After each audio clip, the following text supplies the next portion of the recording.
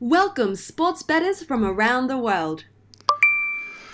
What's going on, everybody? Welcome back. Sports Gambling Daily. And it is a Monday. It's a Monday, Philly. And, it is a Monday. Nobody's taking this Monday away from us because it's Monday. It is October 7th. What's up, brother? Toughest day of the week for me, that's for sure. That slaps you right in the face. No doubt. I woke up, I'm like, what the? Why? Why? Right. Why are we up so damn early to do this thing? Because we love you guys. That's why we do this thing. We got to get this show out early. We're one of the hardest working teams in all of YouTube and everywhere else, I guess. Because not too many other people are getting up this early to do some content.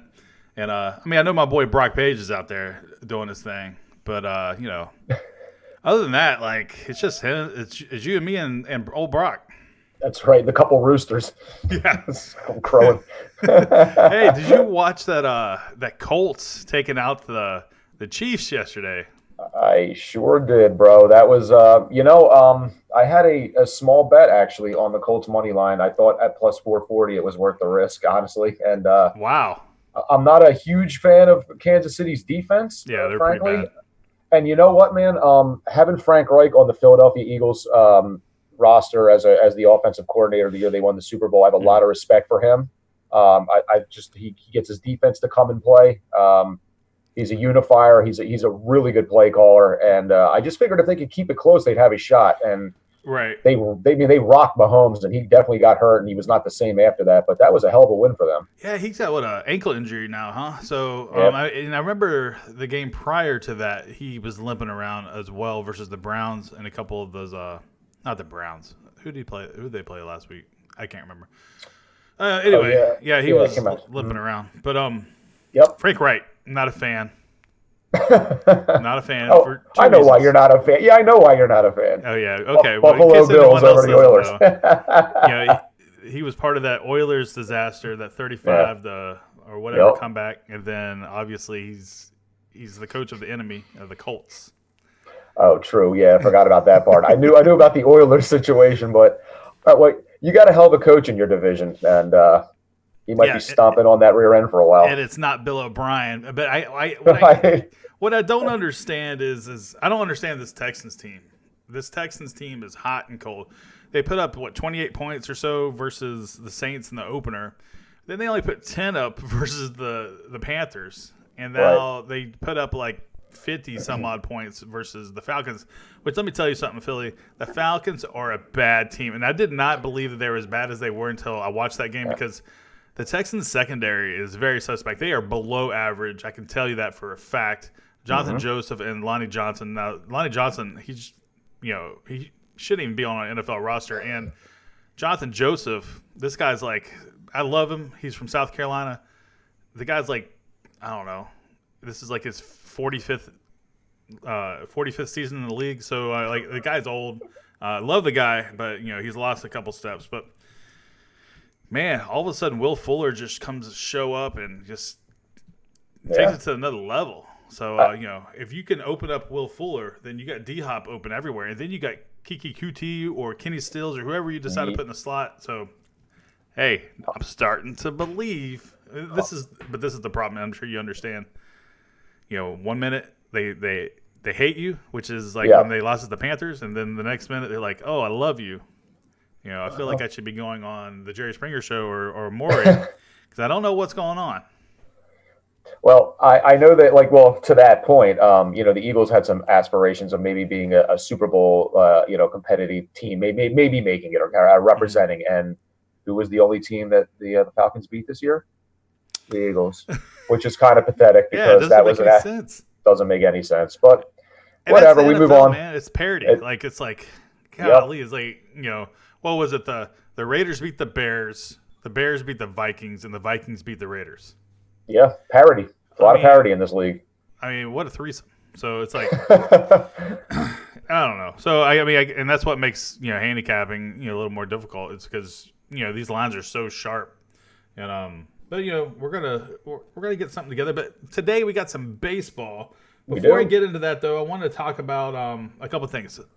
Vegas. I'm Joe, myself, and Big Mon are going to be in Vegas on October 18th for the weekend. So definitely come check us out. We'll probably be going between the South Point Hotel Sportsbook and the Westgate. So if you'd like to come meet us, I know there's a handful of you guys that live in Vegas that watch the show. But if you'd like to come out to Vegas, hey, it's just not a meeting between all of us. Come out and hang out with us. We're gonna have fun. We're gonna definitely have some drinks and just have a good old time.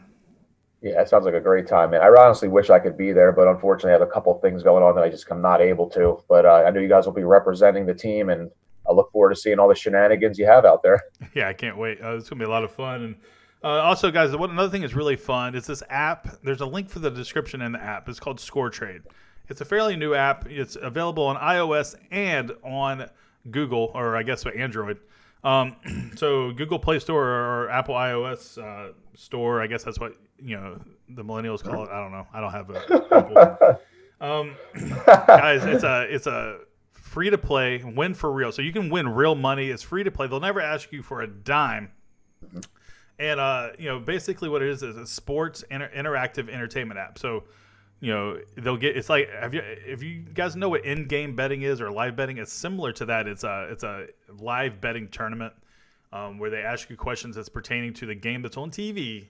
And if you get more questions right, or if you can buy and sell and trade your way to the top, then you win real cash.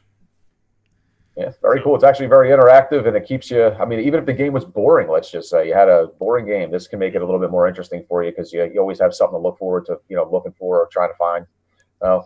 Very cool. Very cool. Yeah. So that app is called ScoreTrade. So definitely go download it now. Like I said, it's the only app of its kind. So go check it out. It's a lot of fun to play. I had some people win some real sweet money yesterday. All right, so let's talk. Oh, golly. Then we got some other things. Anyway, let's talk about this baseball game. So. Sounds good to me. So we're going Twins-Yankees today, right? Twins to the Yankees. So the Yankees looking for that sweep. The Twins are looking not to get swept. Mm-hmm. You got Jake Odorizzi versus Severino. And, I mean, what do you think, man? How's Luis Severino looking over there? Well, I know that this is, the Yankees' ace, so to speak. And I guess, frankly, so is Odorizzi for the Twins. But, Severino has missed a lot of the year. Lat and shoulder injuries. Mm-hmm. Came back. I think he's made like 3 starts recently. Pitched really good in 2 of them. Got hit around a little bit in the 3rd.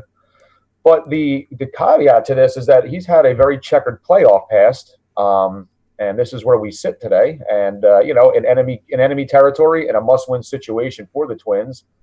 I don't know. It ought to be interesting. I mean, and frankly, I wonder how long he even goes. I mean, I don't know if they have a plan on, maybe kind of shuffling the bullpen in there, or they're just going to let this guy go as long as he can go. But I just have a feeling that this is a game that the Twins, might be able to keep alive and put up some runs for, try to move forward at least for one more game. Right. Yeah, I agree. So, Jake Odorizzi, this is his playoff debut. So, welcome to the playoffs, Jake. And so he's played the Yankees twice this year. On May 4th, he tossed 6 scoreless innings but that was in Yankee Stadium. And then it's pretty amazing. This is actually almost full circle here. Is on July 24th, he got pounded by the Yankees in Target Field. And then since then, he hasn't given up more than 3 earned runs since then. So, so this is kind of like that was like his wake-up call. So, but he hasn't seen the monster, which is the Yankees, since he got just literally destroyed for 9 runs in that game. So, over 4 innings. So, will that Yankees team come in here, roll in here, and just beat the living crap out of Jake, or will Jake continue to roll? And I tend to think it's going to be more the latter there. I think it's going to be Jake is going to continue to roll. Hey, this is a must-win game. Like, they talk about must-win games all the time, and it's not really a must-win. This is literally the must-win game for the Twins. Yep. Here's the thing. You got to get around Aaron Judge. This guy's been a monster at the plate this series. He hasn't walked at all. He's seen the ball absolutely well. 3 for 6 with 4 walks, 0 strikeouts. So, but the Twins' bats, which has been hot all season long, have to get onto Luis Severino. Otherwise, they're not going to stand a chance. And, you're going to have this crowd behind the Twins. They're going to They're going to – I think this is the Twins game right here. They might not win the series. They're more likely not going to win the series. I can almost guarantee it. But I do feel like they take at least one game here from the Bronx Bombers. Oh, I definitely – excuse me. I definitely agree with that.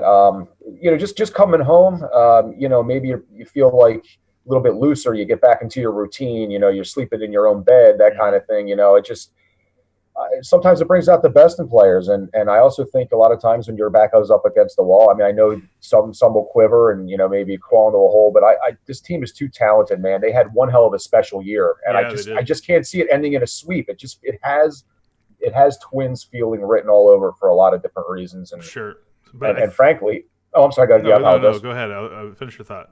I was just going to say, and I think Severino, as good as he is the guy that's going to give up a few to them. And I have a feeling they pounce on him early, and Odorizzi's able to settle in with a lead, and just kind of take it from there.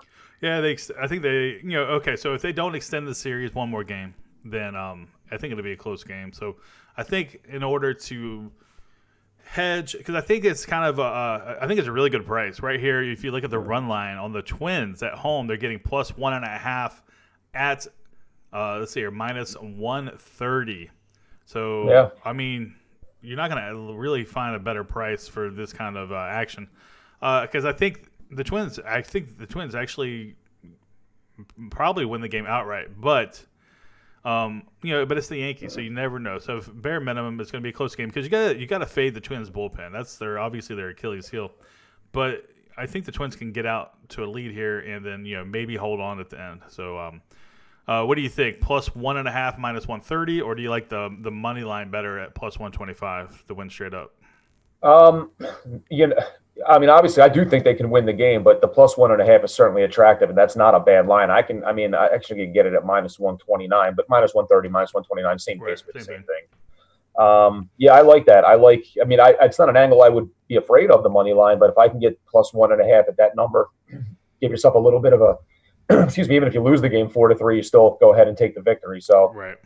Another angle I was looking at too, I know I like to play these some, but just something to consider. Team total over 3.5 for the Twins is interesting. That's actually really good there, Philly. It's a good find. Because we've talked about it all season, Philly. The Twins have been pounding the ball, hitting home runs left and right. They're breaking records, so they jump on. And you're getting Severino, which has had, like you mentioned earlier, a really bad playoff pass. Yeah, it's just, in my opinion, in the juiced ball era, 3.5 is a number you have to look at and consider an over. I've done it twice now with the last two Nationals games. They were both team total over 3.5. Mm-hmm. Scherzer was the first one, and I'm trying to remember, was it yesterday? Or I'm blanking out. There was one other. Yeah, you did it yesterday on the Natties. Yeah, right. Right, exactly. Completely got confused. But yeah, 3, and they cash rather frequently. Right. It's just a low number to me. Now, conversely, I've seen team total over 2.5 versus your Astros, and they never seem to hit because those guys are amazing. But I think they're the outliers. I mean, Garrett Cole, he's completely locked in. He's looking at over $300 million. All he has to do is just throw a couple more starts, and he's a free agent. Phillies. Can you? No, he's going Phillies. to LA. So Phillies. Real quick, you can get that out of your head. He's not going to Phillies. The only chance he has is either the Astros, which I don't think we have a chance. His wife lives in LA. He went to UCLA. Oh. He's made it very clear he wants to move back to LA. So he'll either be a Dodger or an Angel next year. Oh, well, damn. Yeah, I think he'll be an Angel because I don't think he likes to bat. So, Well, good for Mike Trout, man. Maybe he'll get a team behind him.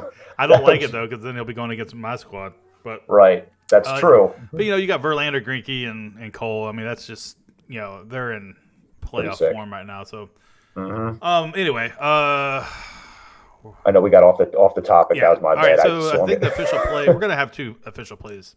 Yeah. 2 official plays. Yeah. Baltimore Orioles. Just kidding. No. We're gonna do the Twins over 3.5. What kind of price you got on that one? Right now, I'm showing minus 132. 132. We like it, and then that's a lot better price than I got. And then we're gonna take the Twinkies on the plus 1.5 run line at minus 129. Absolutely. I'm in. I'm going to put on my Kirby Puckett jersey later and do a dance, and we're going to get this victory, bro. All right. Yeah, let's do it. Let's put that Kirby Puckett jersey on. I'll put the Jason Castro Twins jersey on. Okay. I won't. But hey guys, hey, if you're interested in our premium selections and also being part of the Discord, tell them where they can go, my man. To come over to, you can check out SGD I said that wrong. SGDwins.com. And there's a link down there that you can click onto. It'll and you can join our Discord, which is an amazing community of people. Mm-hmm. It's like basically a 24-hour a day community of people that are looking and handicapping sports and talking about trends and stats. And there's just an amazing amount of information in there, and it certainly can help with when you're making your selections, because even if you like to handicap your own games, it just gives you other angles and things maybe you didn't think about. It's a beautiful opportunity for sure. Yeah, for sure. You got live betting, you got free cash contests, you got our premium plays, you got our personal selections. And guys, I mean, how much is that going to be? I mean, it's got to be at least $100, $200 a month. No, it's not. Are you kidding me? No, it's $29.99 a month. So $30 a month. Hey, come on in, have some fun. And join the community. It's a great place to be, and you can hang out with me and Philly all day. We'll sit there and talk to you about our life history if you want. Absolutely, whatever you guys want to know, we're always around. Inbox us. We've got questions. He'll tell you about everything about the Houston Astros organization and how it's the greatest team in the history of sports. See, I've already got him brainwashed, guys. My job done. My job here is done. Do you think they'll call a traveling call on James Harden at all this year? I'm just curious. Yes, if he actually travels, then he will. They will. Yeah. You can't do that a million times and then it all of a sudden be traveling. So no. He hypnoptizes the refs, man. How? I don't know. That step back to the left to the what? That's a travel, bro. No, it's not. Been a travel my whole life. No, dude. If it was a travel, then those fine refs will blow the whistle. Sure they will. Yeah. Now, I can tell you what, will they ever call a foul on James Harden? Because this guy, how many times is he going to go to the rack and doesn't get the foul call? Well, he doesn't get fouled. He never fouls anybody. Everything's a complaint. So that's the whole NBA, though. It's not just James Harden. I'm telling you right now, so he gets his fair share of foul calls. But in the playoffs, yeah. Let's just call the game the same way every single time. I mean, seriously. Right. That's how we got to where we were, and now all of a sudden now it doesn't work anymore. That's right. Yeah, now we got Russell Westbrook, so it don't matter. We'll see about that. That's another complainer right there, boy. He sure is. The refs are going to hate the Rockets this year. 3.5 hour games for the Houston Rockets that are going to average because of the amount of complaints there are. You got Westbrook, you got Harden, and then you got PJ Tucker. All of them complain. All of them. The only one that doesn't complain is Capella. He's like, just lob me the ball. I don't care what's going on. Yeah, he's nice. I can't hit a foul shot anyway. So. All right, let's get out of here. This is too long of a video. No problem. Hey, come join the Discord, sgdwins.com. I'll see y'all on ScoreTrade. Philly, have a good day. I'll see you later, my man.